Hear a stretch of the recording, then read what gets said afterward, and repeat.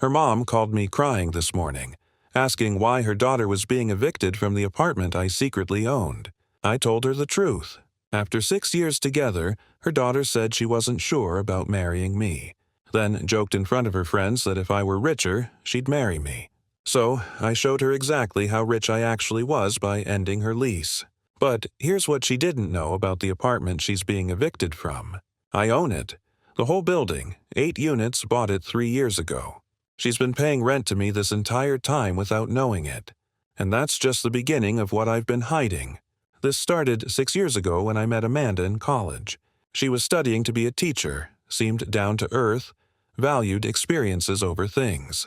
We connected on real levels. I thought she was different, but I had a secret.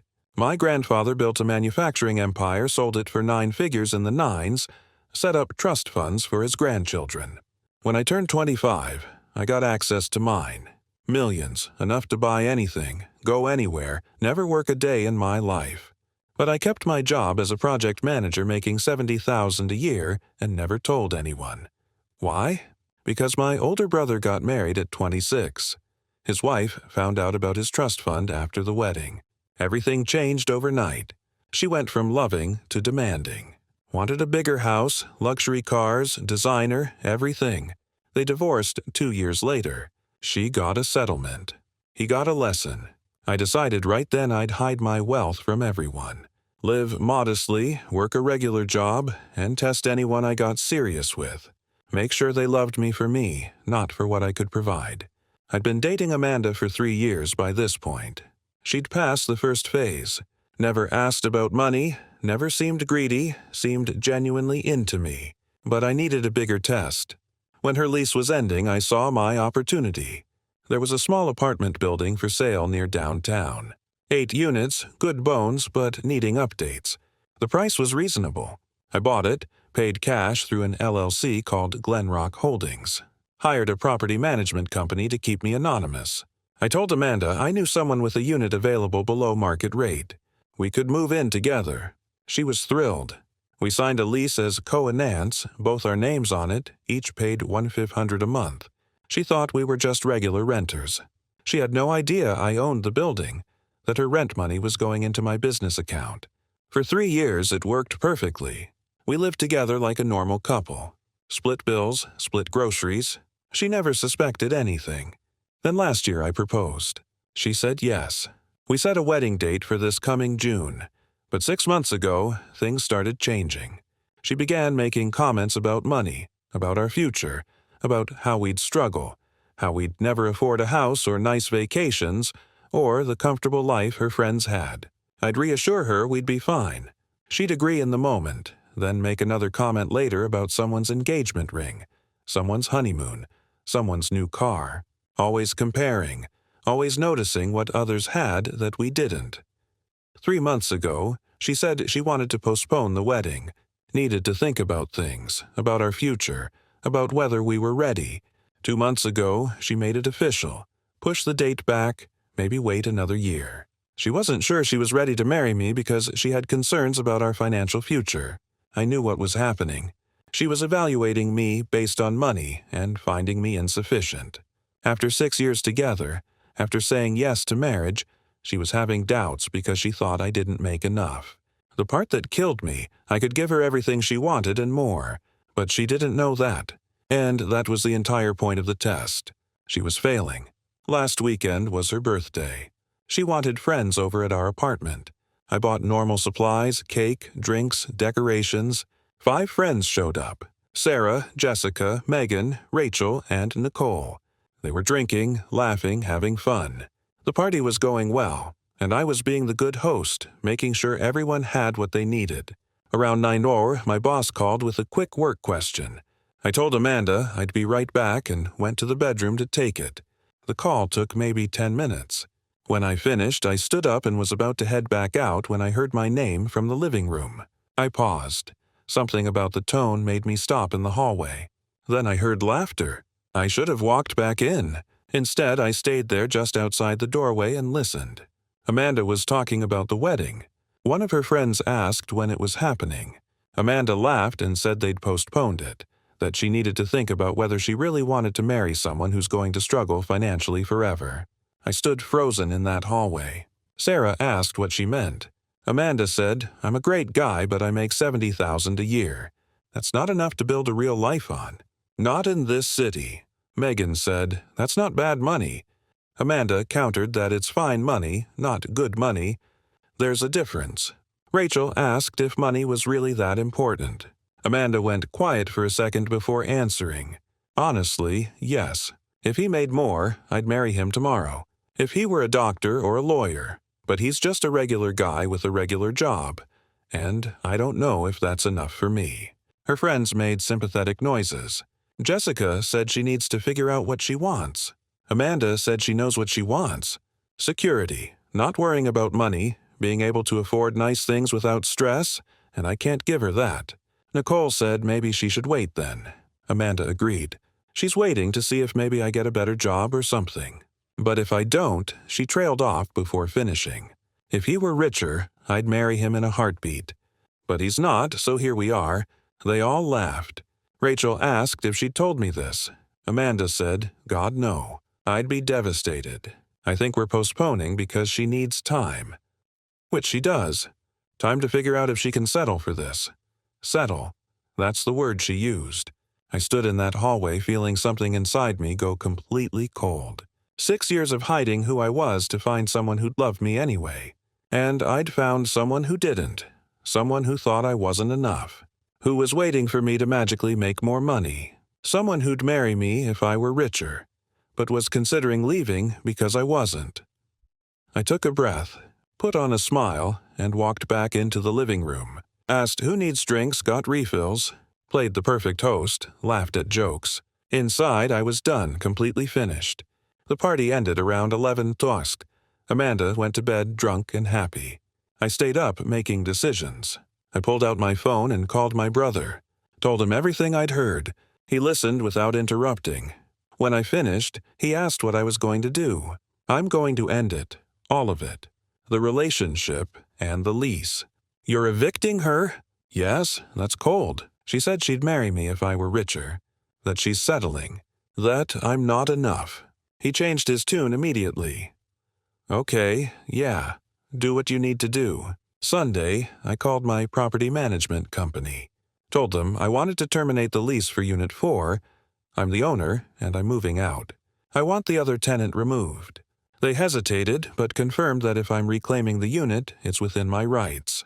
They'd send a 30-day notice to Amanda. Monday was normal. We both worked, had dinner, watched TV. She noticed nothing. Tuesday morning, she left for work early. I was home when the courier arrived around 10 with the official eviction notice addressed to Amanda Chen. I signed for it as the co-inant, opened it, read it. Formal 30-day notice. Owner reclaiming property. All legal. Perfect. I put it on the kitchen counter and went back to work. Amanda came home around 4 Yoon. I heard her in the kitchen, then heard her exclaim in shock.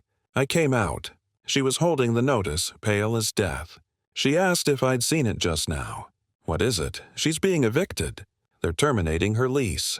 30 days to move out. I asked why. It just says owner wants the property back. She looked panicked. This is insane. She's been a perfect tenant. Why would they do this? She grabbed her phone and called the property management company. I listened to her ask why, what she did wrong, whether she can appeal. They must have been polite but firm. It's the owner's decision. Nothing personal, just reclaiming the property. She kept pushing and got nowhere. Finally hung up with tears in her eyes. They won't tell her anything, just that the owner wants the unit and she has to leave. She asked what she's supposed to do, where she's supposed to go. Then she looked at me carefully. "What about you? Did you get a notice?" "No. Why not?" "You're on the lease, too." I pulled out my phone and pretended to check. Nothing. She said, "That's weird. Why just her?"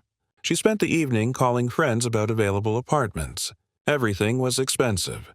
Way more than she could afford alone. She was stressed, crying, panicking. I acted concerned. She said, "Unless I can convince the owner to let her stay, there's nothing anyone can do." I promised to try. She hugged me and said, "At least she has me." I felt nothing. Wednesday morning, I told her we needed to talk. She looked terrified. I need to be honest about something. I'm not getting an eviction notice because I'm the owner. I'm Glenrock Holdings. I own this building. I've owned it for 3 years.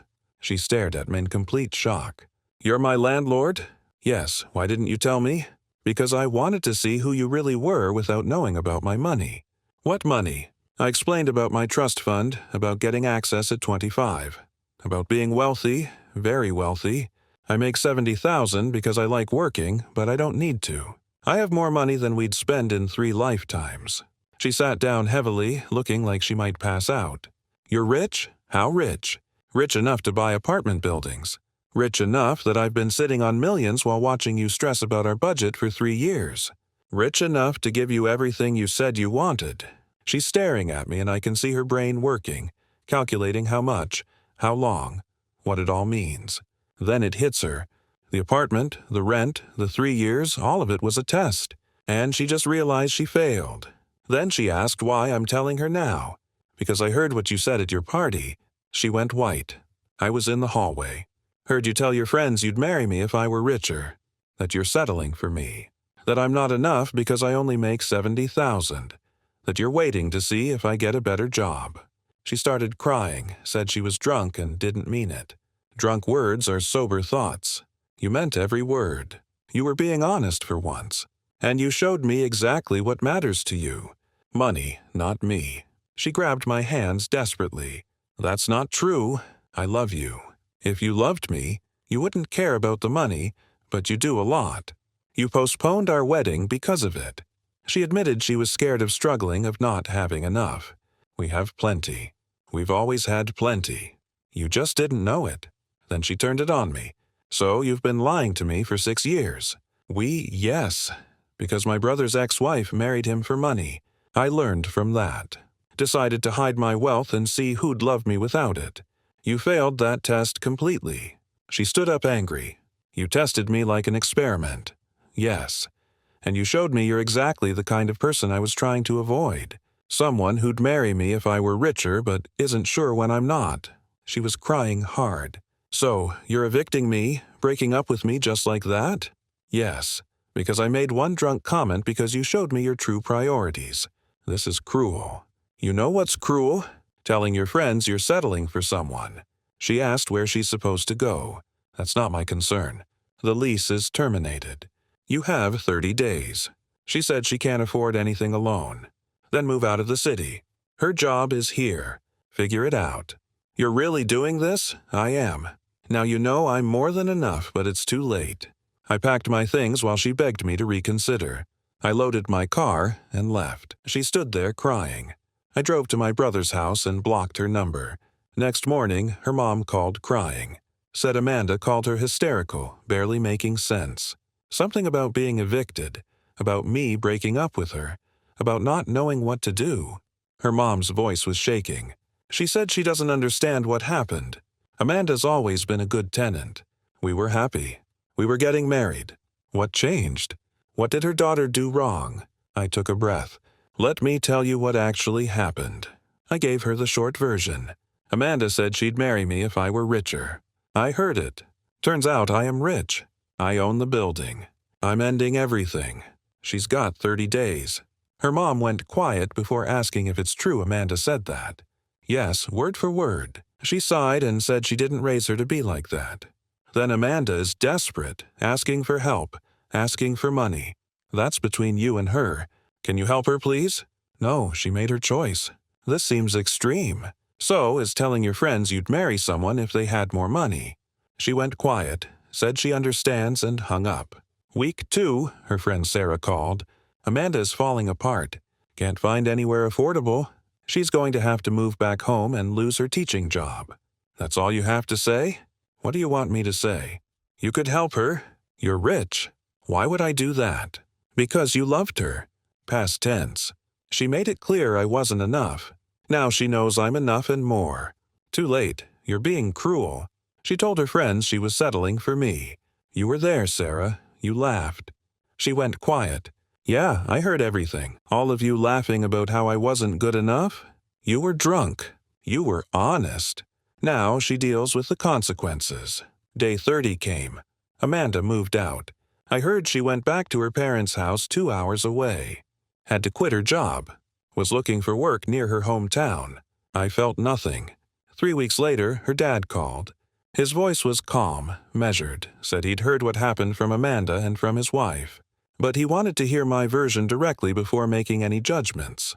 That impressed me. So, I told him everything about my grandfather's business, about the trust fund I got at 25, about my brother's divorce and what it taught me, about deciding to hide my wealth and test anyone I got serious with.